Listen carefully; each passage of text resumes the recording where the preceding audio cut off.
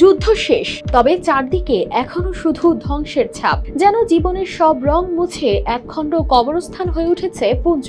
এই শহর একদিন ছিল হাসি, হাট আর শিশুদের কোলাহলে ভরা, আর আজ কেবলই ধ্বংসস্তূপ। 4 দিন ধরে চলা গোলাগুলিতে এই সীমান্ত শহর কেবল হারিয়েছে শুধু প্রাণ নয়, হারিয়েছে মানুষের স্বস্তি, ঘরের ছায়া আর ভবিষ্যতের আশা। কখনো কখনো শান্তি শব্দটা যেন ভয়ঙ্কর ভাবে প্রতিধ্বনিত হয়, যখন সেই শান্তির নিচে চাপা থাকে বিস্ফোরণের স্মৃতি, বাংকারে কাঁপা শিশুদের কান্না আর ঘরে ফেরা মানুষের চোখে লুকানো ভয়।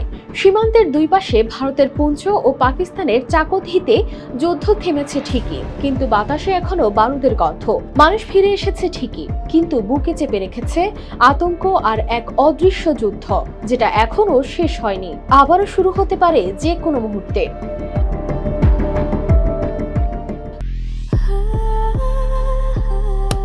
Walton switch, stylish and elegant. চলতি মাসে শুরু হওয়া ভারত পাকিস্তানের পাল্টাপাল্টি হামলায় হাজার হাজার পরিবার ঘর ছেড়েছিল নিরাপত্তার আশায়। তাদের মধ্যে ছিল শ্রুতি শর্মা ও তার ছোট 2 সন্তান, যাদের নিয়ে একটি ট্যাক্সিতে উঠেছিলেন। গন্তব্য ছিল জম্মু শহরের বোনের বাড়ি। ভয়, কান্না আর অনিশ্চয়তা নিয়ে কেটে গেছে দিনগুলো। তবে অবশেষে 2 দেশের যুদ্ধবিরতির ঘোষণার পর শ্রুতি ফিরে এসেছেন নিজের শহরে, কিন্তু শহরটাকে আর আগের মতো তার মনে হয়নি। তার কথায়, ওরা পুঞ্চকে কবরস্থানে রূপান্তর করেছে। এদিকে সীমান্তের ওপারে পাকিস্তানের কাশ্মীরে চাকোথি গ্রামেও ফিরেছে পরিবারগুলো।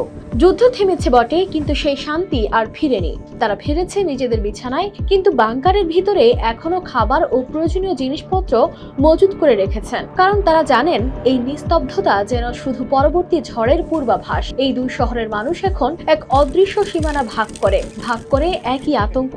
যুদ্ধ থেমেছে, কিন্তু যুদ্ধের ছায়া এখনো তাদের শ্বাসে, মাটির তলায়, শিশুদের ঘুমে। News desk, RTV।